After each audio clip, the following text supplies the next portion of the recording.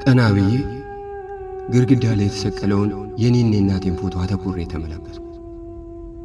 የተወለድኩ ሰሞን የተነሳ ነው ፎቶ ነው። ዘወርም ብዬ አየኋት። እናቴ ቆማ ምሳ ምን ትበላለህ አለች። ያችን እናቴን አየኋት። ፎቶ ላይና አሁን ያላት ልዩነት አይቼ አይኔንም ባሞላው። ለካ እኔን ቀና በማድረግ ውስጥ ነው እሷ ያጎነበሰችው። ለካ እማ እንዲህ አልነበረችም።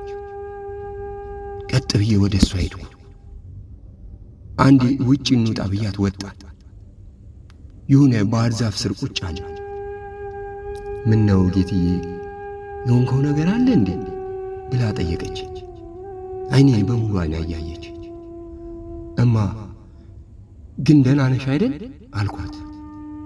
አዎ ደህና ነኝ። ምን ነው ያመመኝ ይመስላለሁ እንዴ? ያው ዝም ብሎ እየደከመኝ ነው እንጂ እኮ ደህና ነኝ። ደሞ ስለኔ አትጨነቅ ብዬ የለ አለች። አይ እንዲሁ እኮ ነውማ። በቃ ምሰሪውን ስሪና ግቢ፣ እኔ ካርድ ገዝቼ እመጣለሁ አልኳት። ከተቀመጥንበት ደግፌ ያነሷት።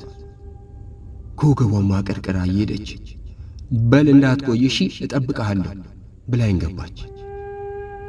እኔም አቀርቅሬ አምርሬ ያለቀስኩ። ለካ እማ እያረጀች ነው። ለካ እኔን እያልኩ እሷን ረስቻታለሁ።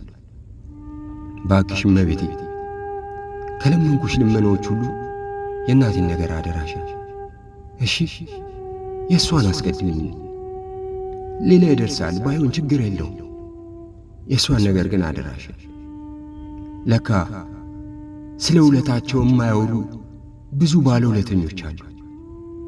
እማ ሁሌ እንደምልሽ ዛሬም ክፉሽን ለኔ አድርገው። ያንቺን ፍቅር የሚያስረሳ ምንም ፍቅር የለም። ማንንም ለአንቺ ከኔ በታችን።